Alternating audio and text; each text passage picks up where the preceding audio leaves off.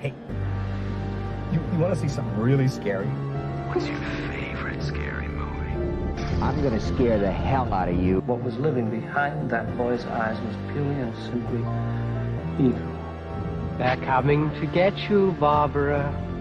When there's no more room in hell, the dead will walk the earth. What's blood for, if not for shedding?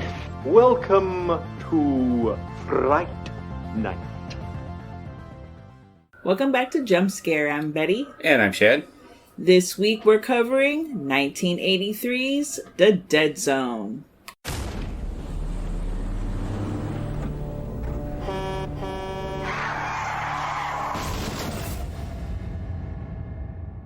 You've been in a coma, Johnny. For how long? 5 years. The house is burning. Your daughter's in the house. It's not too late.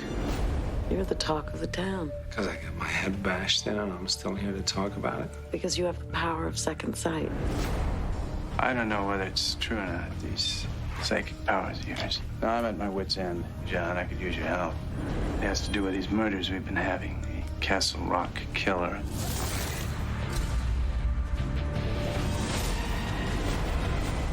I saw his face. Just thought I'd stop by here on my way to the U.S. Senate. Greg Stilson. He's dangerous. If you could go back in time before Hitler came to power, knowing what you know now, would you kill him? I would kill him. You'd never get away alive. It doesn't matter. I'm not crazy, you know. Those headaches are getting worse, aren't they? As the visions grow stronger and more powerful, so the body weakens. God has seen fit to bless you with this gift. You should use it. Bless me! Not only can you see the future, I can change it.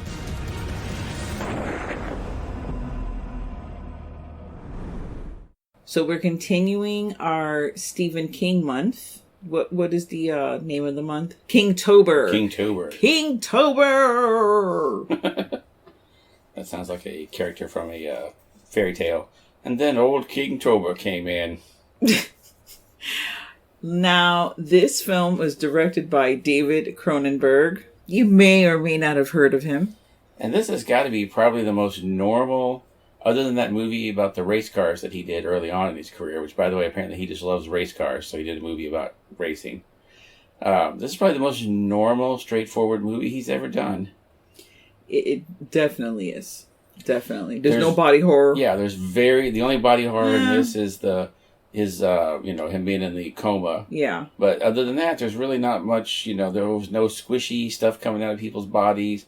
No one turns into anything. There's no, little children in hoodies trying to kill you, that sort of thing. It's not your basic Cronenberg it's journey. It's different than his normal thing. This movie's based on the 1979 novel from Mr. King. Mr. Kingtober. Yeah. And this screenplay was done by Jeffrey Boehm, who has done quite a few things over the years that you may or may not have heard of. But if you're listening to this, you've probably heard of everything that he's ever done. Because this man was also responsible for a few little things like Inner Space, The Lost Boys, Indiana Jones and the Last Crusade, The Phantom. He wrote a lot of things that made a lot of money. So basically, like a big chunk of movies that I love. Yes. Especially, I love Inner Space. I could watch that on loop.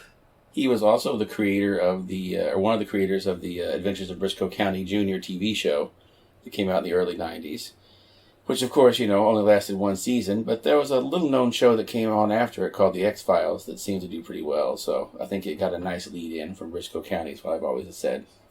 Wow. So you literally just took this back to The X-Files. Yes. You, traced it back. Yes.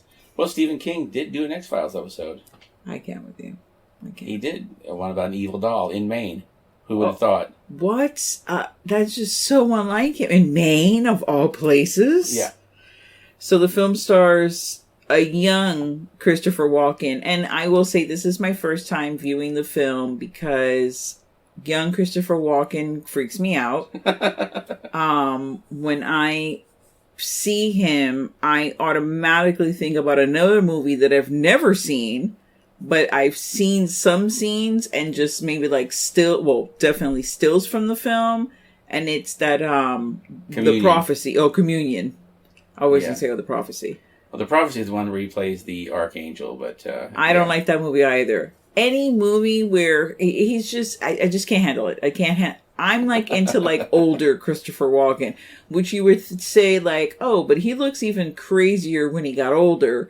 No, there's some, I think because he gained a little weight, because, you know, a lot of these actors, they're starting out, they're struggling, they're not eating as much, you know, they're living on someone's couch, they're eating like ramen noodles. And then, you know, like once they start getting older, they start or coming into some kind of money, they're able to eat more, you know, they're eating well, and they start gaining a little weight. And I feel like when he did start gaining some weight as he got older, it kind of evened out, like, and I apologize, please, the creepiness of his head. There's something about his head that is just so alien to me. I don't know. Well, that's why the aliens picked him in Communion. Yeah, I have a weird thing about... Yes, I know it was Whitley Strieber, but yeah. Brooke Adams, who has done a plethora of things on her own. Yeah, she's done a couple of horror movies too, as I recall. I think she did one called like The Unborn or something. Yeah, she did The Unborn, yeah. Tom Skerritt. I mean, do we need to... Well, we just need to highlight that The Devil's Reign, the greatest movie that Tom Skerritt was ever in. Oh, I was going with Poison Ivy. But... Oh, okay, yeah. Okay. He's in a few other things like Alien or whatever, but, you know, Poison Ivy and The Devil's Reign, those are his, like, key roles. I like you're like, oh yeah, he was in, like, Alien or whatever. Like, okay, just well, whatever. Martin Sheen. And... played a man who would like to be president one day, which I feel like may have planted a little seed in Martin Sheen where he was like, I should play the president one day. Yeah. You've also got some other people in here, like his doctor. I'm sorry, Christopher Walken in this is John Smith, which is the most generic character name ever, but I think that was supposed to be the point. He goes by Johnny. Yeah. So Johnny's doctor is played by Herbert Lom, who, if you've ever watched the Pink Panther movies, played the boss of Inspector Clouseau, who was always having to be, you know, beat up or, you know, victimized by the Pink Panther. Or Inspector Clouseau, rather. And you've also got a guy in here that I had seen when he was older, but didn't recognize. The guy who plays the sheriff's deputy in there, who turns out to be a serial killer, is played by an actor named Nicholas Campbell. And he went on to play for like 7 or 8 seasons a Canadian show called Da Vinci's Inquest.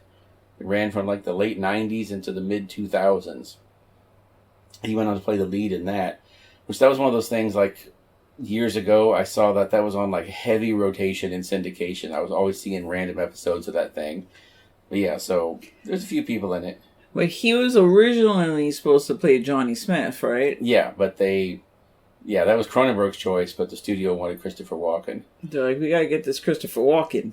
Yeah, which, you know, I could see this guy playing the character, though. He's I can't. I feel like he had to maintain, like, the character had to be a little off in his like look. There's something about him.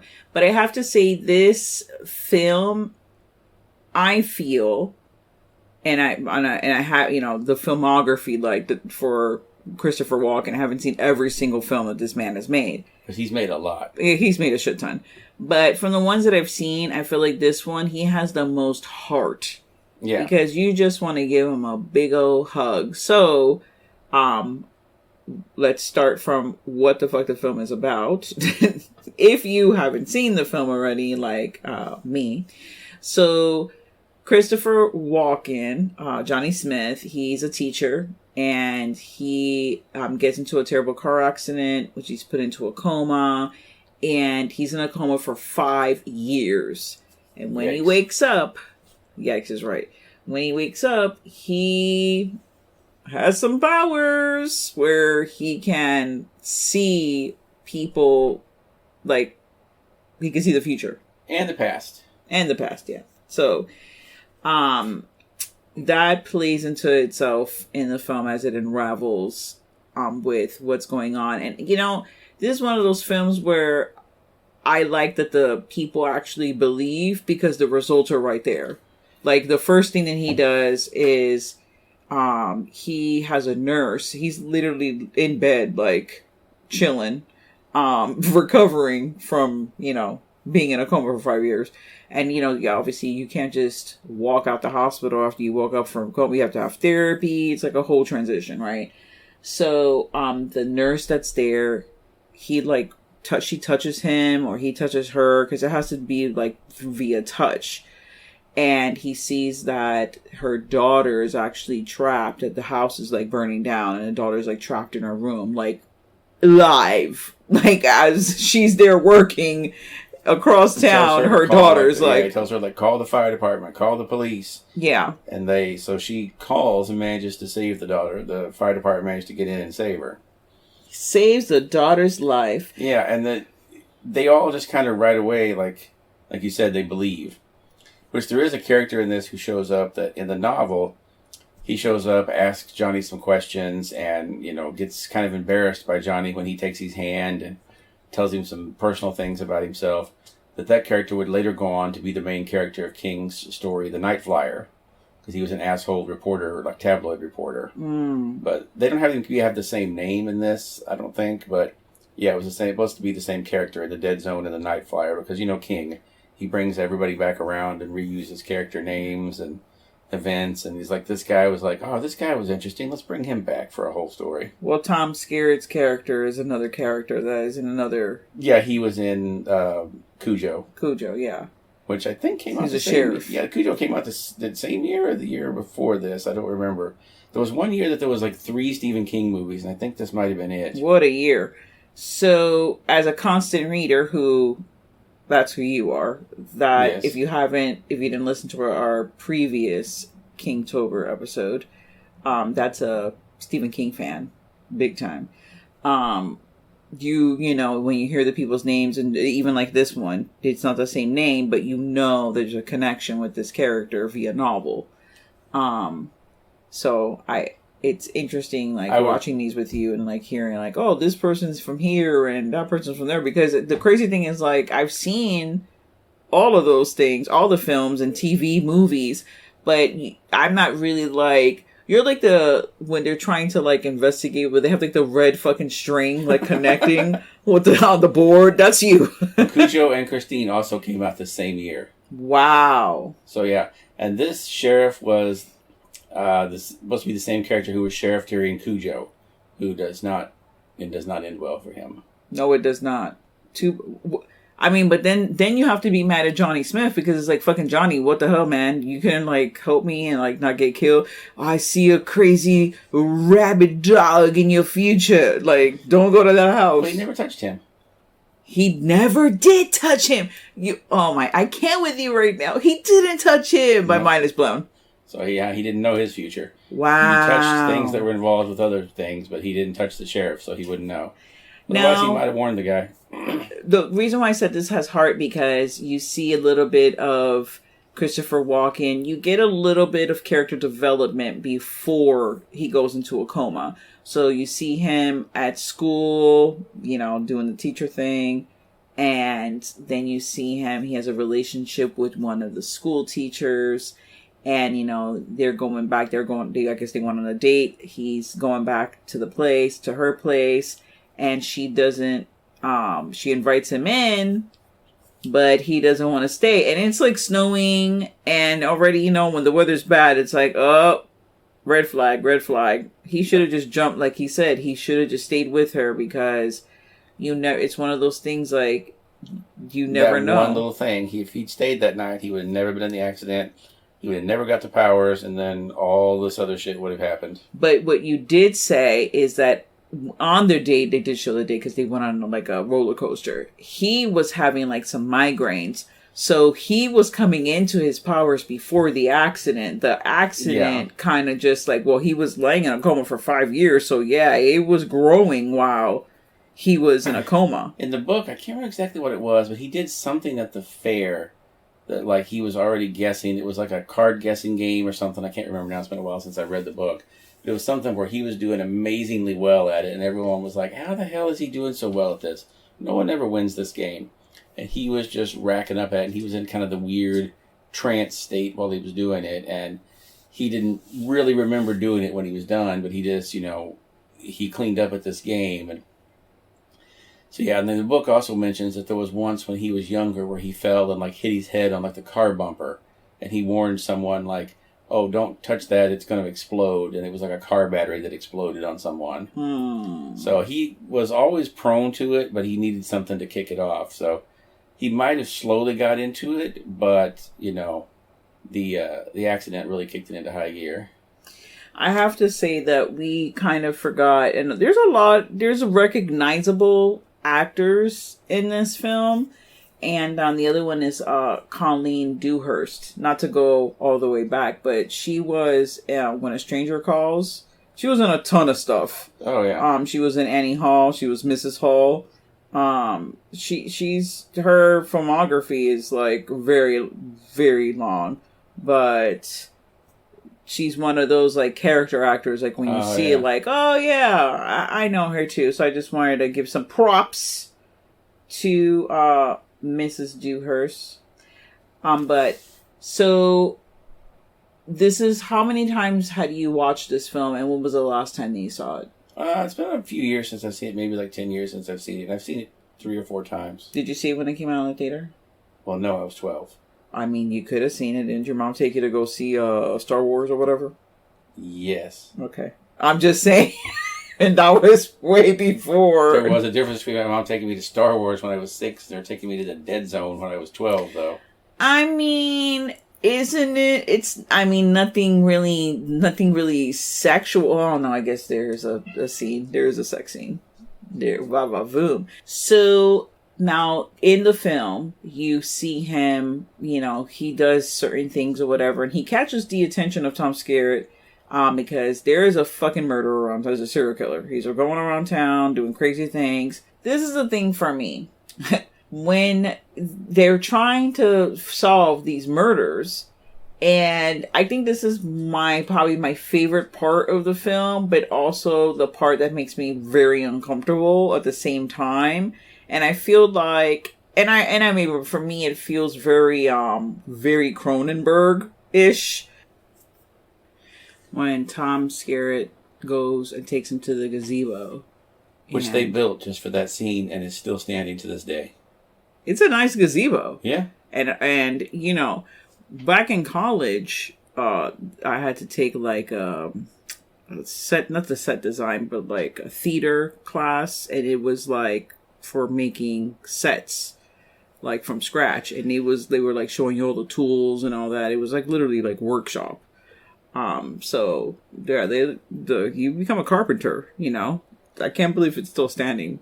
It's like, I can believe it, but then I also can't believe it because usually those things aren't made to like last, but so he's at the gazebo and he's in it. He's in the moment and sees the guy, the killer at the gazebo, literally luring the girl, like, telling the girl, like, come over, because the girl knows this dude. And he turns out to be one of the sheriff's deputies. Oh, well, so, of course they trust him. This movie's 40 years old. Everybody knows by now. No, I mean, I was going to get to that. Oh, sorry.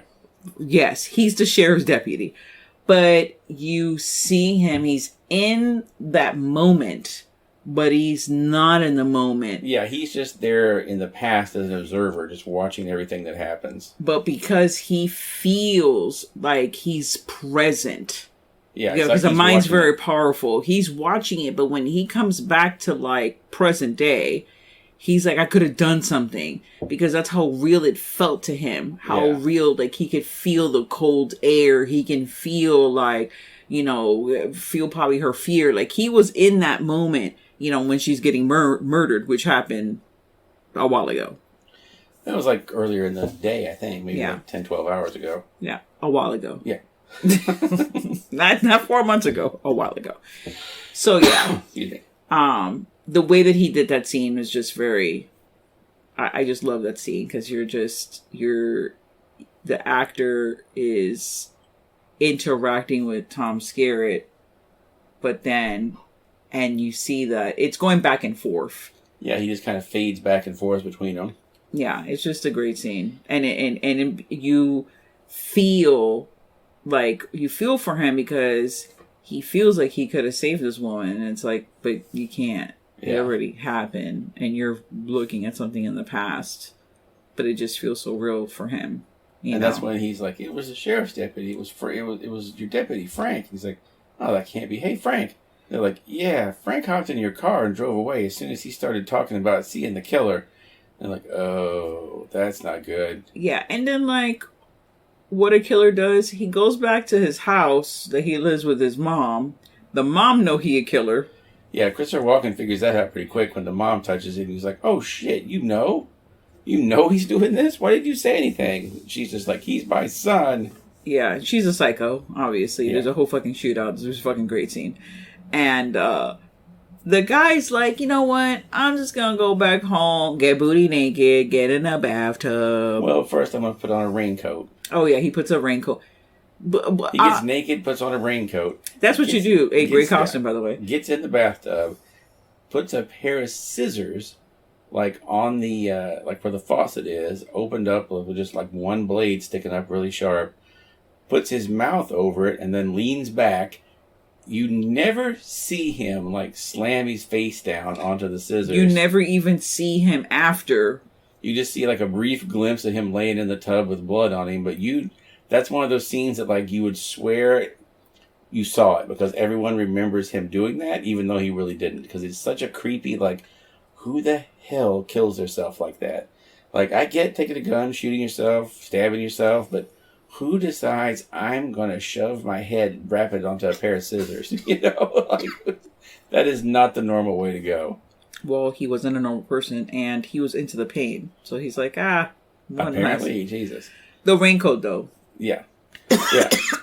Well, he was already in the bathtub, so I guess he wanted to make sure no blood got anywhere. Well, this is what doesn't make any sense. So he's a clean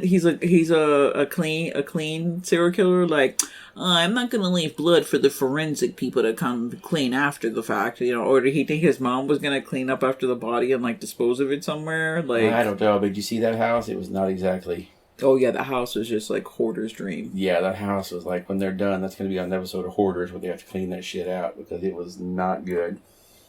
It was very creepy. So, all these little things of him. Oh yeah, we mentioned the mom. That's when the mom puts a gun out when she sees what the son has done. She puts a gun out and shoots Christopher Walken in the side, and it's like, then she gets killed by Tom Skerritt.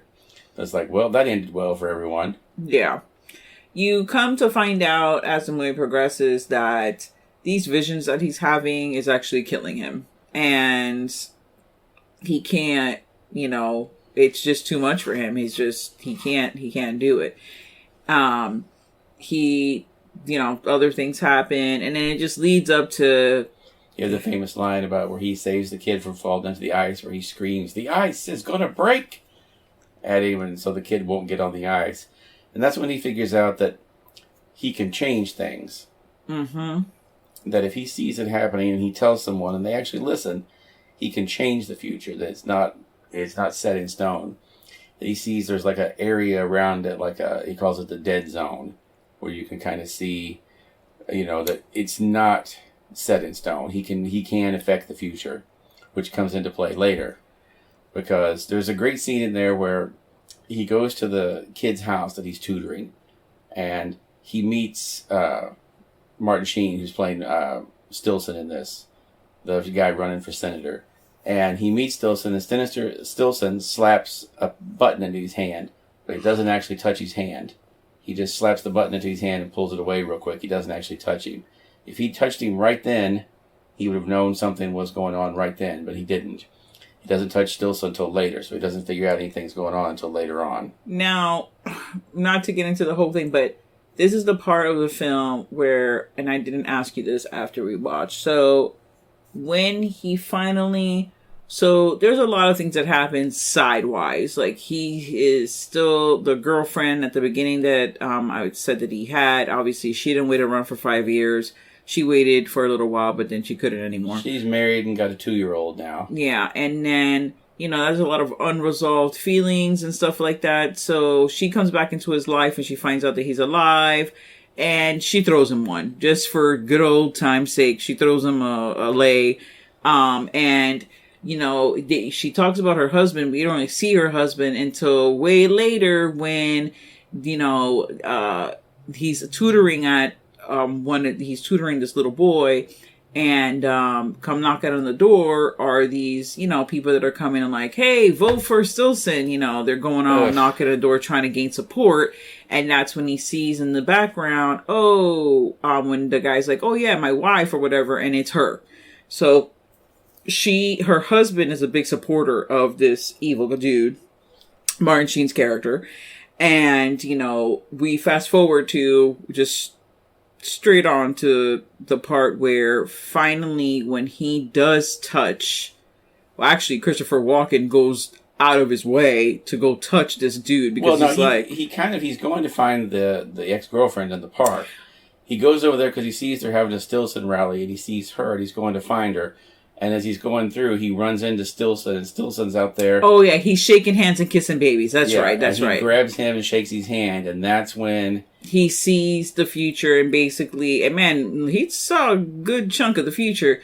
Basically, this fucking psycho he does get elected, and he gets elected to the Senate, and then eventually he becomes president. And he is, during this time, we had the, not the Cold War. Yeah, the Cold War. And, he presses that nuclear button and literally just blows up the whole fucking universe, basically. Yeah. He starts World War III. He starts a whole nuclear war with Russia. So he sees this and he's like, okay, obviously my whole purpose is to fucking stop this dude from becoming president. Like, I have to stop him from becoming senator and, domino effect. But at the same time that happens, Stilson also sees what Christopher Walken sees. Actually, I think you actually did tell me why that happens. I think he sees it because Stilson seems like the other people, when they get touched by it, they don't seem like they know what's going on. But for some reason, and they never really explain why, it's pretty obvious that Stilson sees what he sees. Because I feel like that drives him even more, because he's like, shit, I end up being president. So I've definitely got to go harder on this stuff, because I am going to be president someday. But that's the part where I'm just like, why does he see it? What is it that he's able to see? Because you're right. The other people are not affected that way. They don't see. We're just going to go out on a limb and say that they don't see what they see. Because obviously the mom would have freaked the fuck out and she would have jumped out the window. Because when that whole thing happens with him telling her about the daughter's on fire, she's just like bewildered. She's like, what? What are you talking about? Like, she's, at first she's not, like, whatever. So they're definitely not seeing what he's seeing, but this dude does. So I that connection, I guess, if I ever do meet Mr. King, I will definitely ask him, hey, remember that book you did back in the day? Why did Stilson? Oh, in the book, I'm gonna assume maybe, is that a Cronenberg ad? I think it's a Cronenberg ad. I don't remember that being in the book. Or is that a book ad? I don't remember it being in the book. Yeah. And this is one of King's movies that he actually does like. Yeah. One of the ones he'll go on record as saying that he likes. Why is it, because you're a constant reader, so I'm going to ask you, like, constant reader questions. Why is it a lot of King's characters, if not all of them, have some kind of power? I think that's just a thing that, That's just his thing? It's just a thing. Because, it's easy to explain a lot of different things. Like, of course, the whole basis of Firestarter is that she has the powers. Yeah. The whole basis of this is the powers. Because most of the characters, it's either the main Carrie character... has powers. Yeah, it's the main character or someone adjacent to them that has all the powers that keep everything in motion. It's not usually... The power of friendship gets the kids in dairy. Yeah. Well, they kind of have powers, too. Dreamcatcher, they got power. Everybody got powers. Basically, almost everyone has a fucking power. I don't think anyone in the Mist has powers. Well, the lady has the power of getting all the crazy religious people together. So she got the power of the word of God. Then one of his more recent novels, The Institute, which is the same people that were running the thing in Firestarter, they're recruiting kids that have powers. Oh, really? Yeah. That's his new? Not his newest one, but it was from a few years ago. Okay. But yeah, that's one called The Institute. And it's all about the same place from Firestarter is recruiting more kids with powers to cause problems, to they use their abilities to kill people remotely and different things. Yeah. Interesting. Yeah, so I really enjoyed this film. and I give it 4 knives. Okay, we're going there this quick. Okay. Yeah, we're going straight to the 4 knives. I'm sorry. Is there something else you wanted to expand upon? The ending is just, man. I mean, obviously it has to end that way, because one, what kind of a life did this guy have? Like, the only woman that he loves, she belongs to another man. He's never going to be able to be with her. And a lot of you out there would probably be like, okay, well, he could just get over and get another woman. But it's like, he died with all that love inside of him. Like he tells her, to you, it's been 5 years. To me, it's been like 5 minutes. You know, that's not yesterday. A straight quote. It was yesterday. He said it was yesterday to me. Yeah. So that's just devastating, you know? Yeah. So you already know, like, oh, he's a superhero in some regard. He's going to have a bad time. Like, he's going to have to, like, die and fall on the sword for everyone else. Well, yeah, he already knew, he was dying of it. And in the book, they straight up said that they checked him out at the doctor when he started getting sicker. And they're like, yeah, you do have a brain tumor. And it's getting worse. And you probably won't live another 6 months.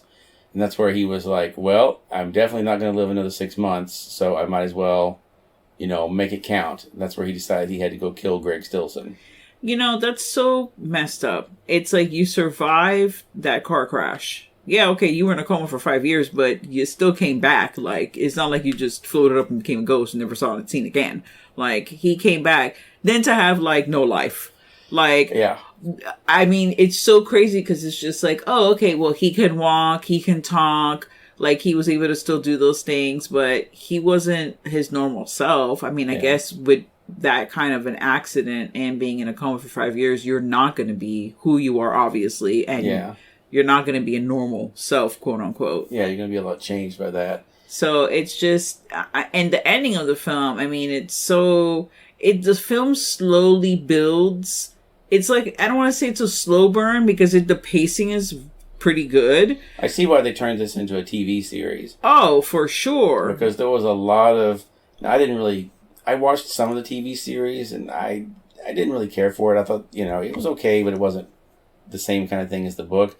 But I see where they were going with it because there was a lot of possibilities of every week him investigating something new. Whether it's a murder, a missing person, something. I could see where they would do that. And...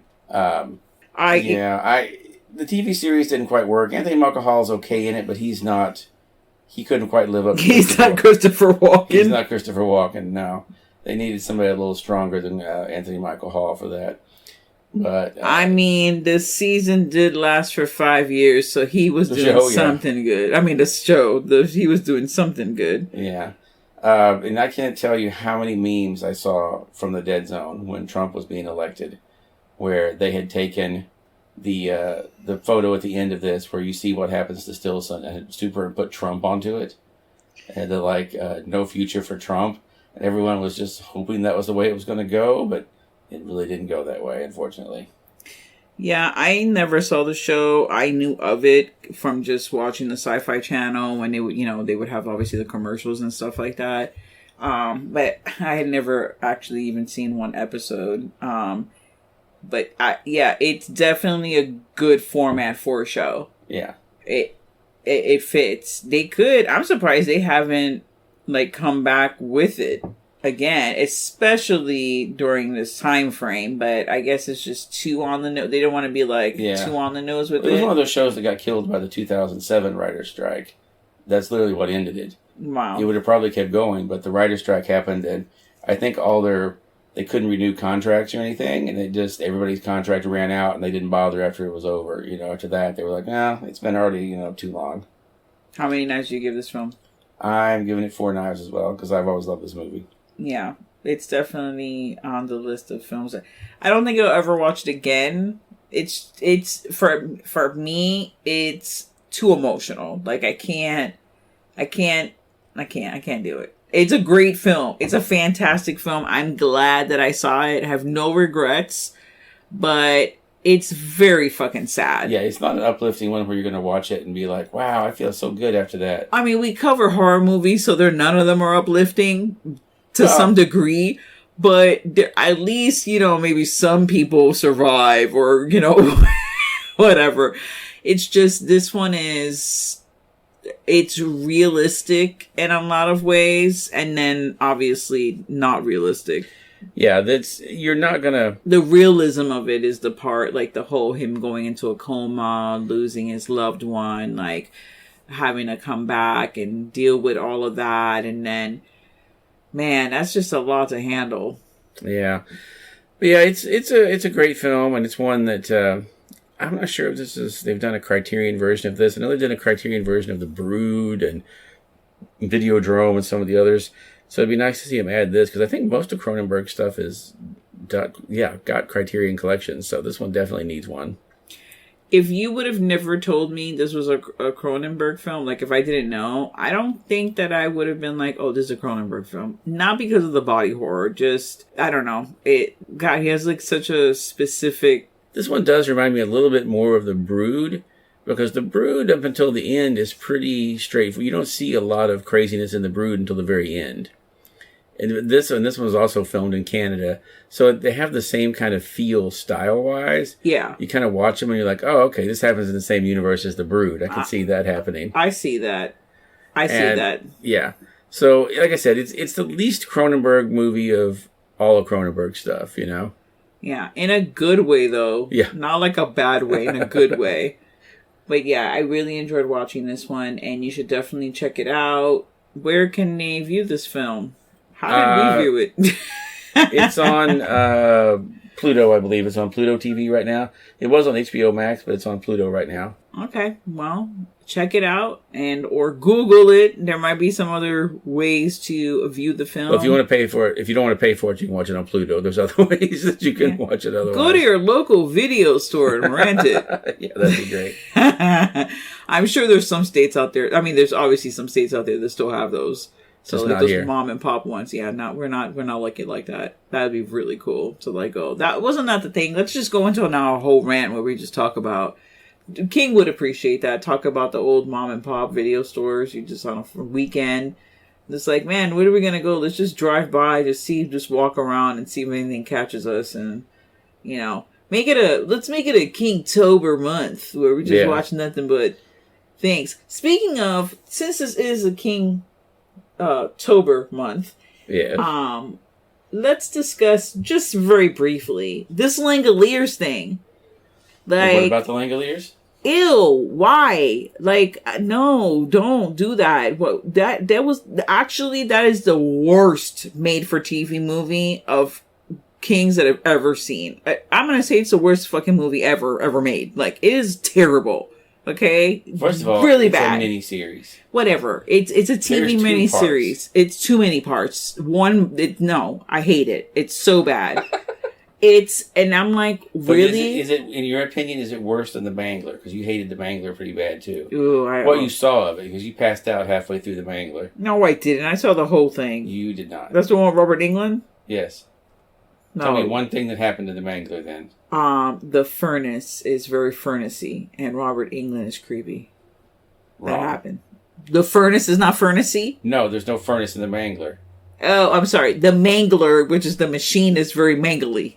Yes, that's true. But which is the one with the furnace? And I feel like he's in this movie. Maybe there's some rats involved, or is it the Mangler? There's some what involved? Rats. That is Graveyard Shift. Graveyard Shift, yes. See, I got it all discombobulated. Yeah, that's the Graveyard Shift from several years before. And he's not in that movie. Brad Dourif is in that movie. Ooh, Brad Dourif is in the movie. So the Langoliers, you hate it? I hate it. And the guy that just did the Boogeyman film, which we have not seen, Rob Savage, he wants to do the Langoliers. And I'm like, okay, why? Like, I don't understand. I never read the novel, so did you read this? Or the novella, whatever it was? Yeah, it's in one of the things like 4 Past Midnight. It's like the Library Policeman, The Secret Window, The Sundog, and the Langoliers are all in one book. They're all like 4 novellas, and I think I've read all of them except The Library Policeman. And the Langoliers book, it's going to work better as a book because there's just some things that are hard. Especially back when they did that movie, it was hard to visualize these things because it's a whole thing about being trapped between time and all this. And It's just going to be difficult for them to visualize some of this stuff. And it works better as a book than it's ever going to work as a movie. I don't know. It's just, I agree. They should just leave that alone. I don't even understand why they would even bother. But this Rob Savage guy is like really into this. And let me just go back. I love me some Tom Holland, okay? I love Tom Holland, the director, and I also love the actor too, the young actor. But this is like his worst film that he ever did. Like, that film is just really terrible. And I know it's not even that it's 90s, it's just, I mean, even as a teenager I knew it was bad. It's just not good. I don't know how many times I have to say this because I'm just literally still trying to get over the fact of how bad it was. Like, it's from 95, so however many years later, I still haven't gotten over this.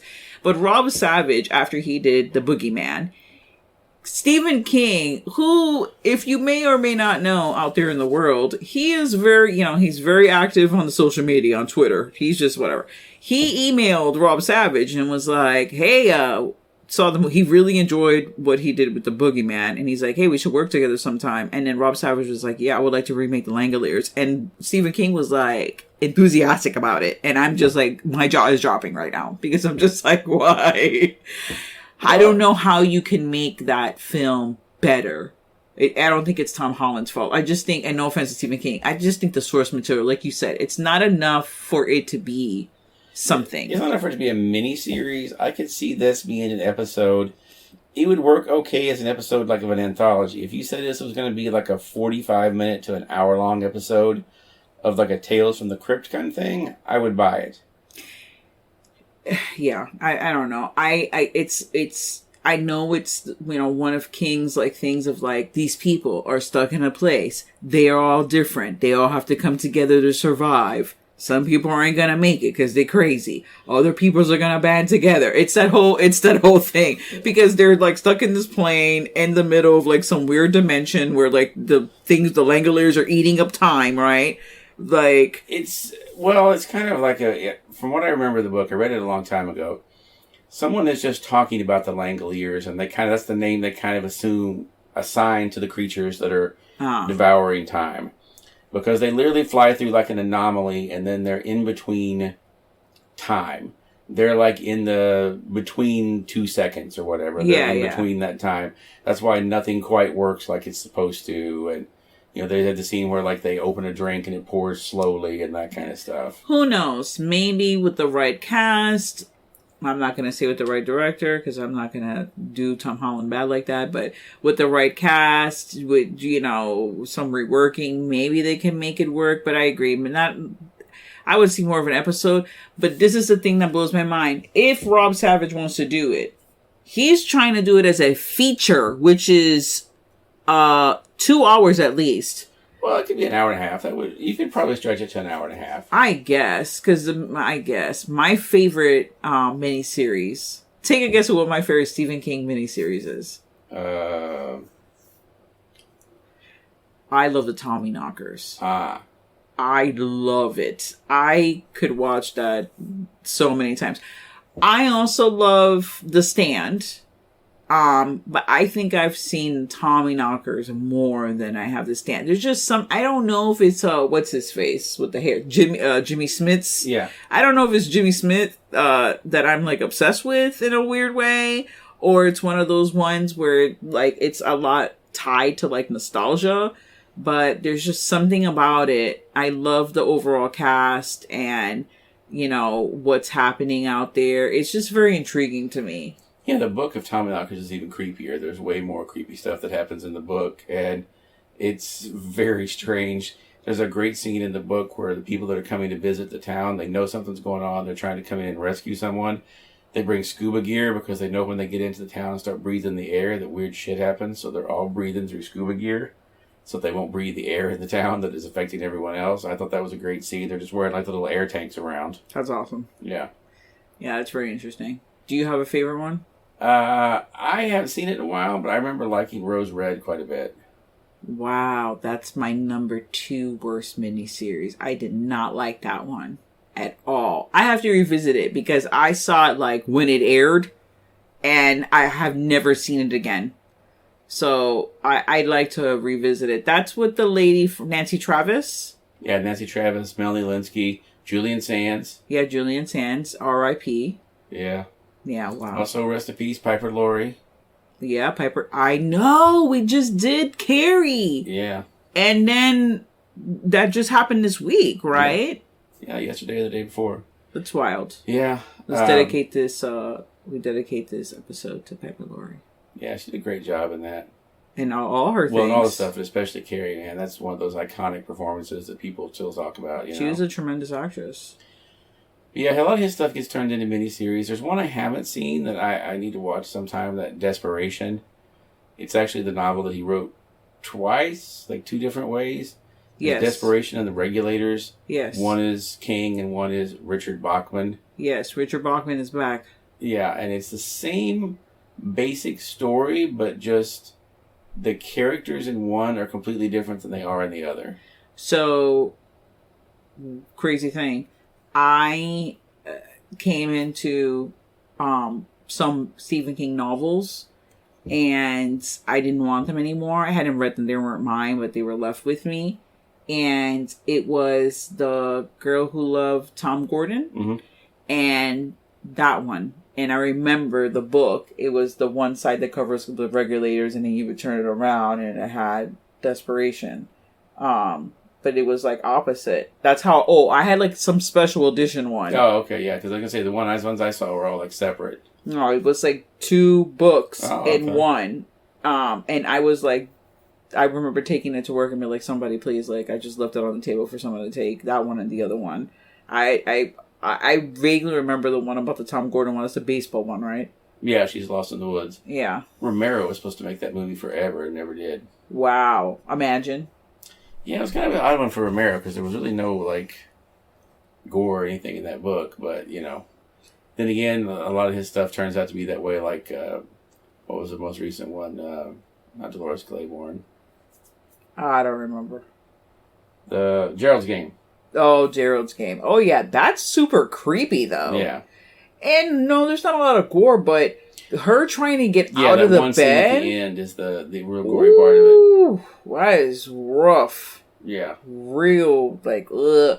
That's a very good, I have to say, Mike Flanagan did that, right? Yeah. Mike Flanagan. Yeah, that's a good... That was his dream project. That was the movie he wanted to do. Well, he fucking did it. And now you're done, Mike Flanagan. Take a nap for another 10 years. See you later.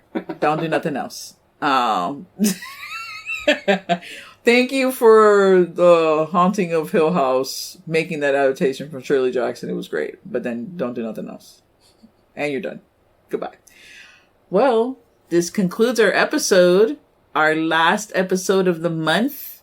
For Kingtober. For Kingtober. Well, yeah, for Kingtober. So we're going to say we're not going to have another episode in the month of October, right? We might have another episode of the month of October. You're right. We're just going to shoot out like boom, boom, boom. I was going to say Happy Halloween, but I'm going to say it anyways. Happy Halloween. Thank you so much. Stay tuned to the horror. And now, folks, it's time to say goodnight.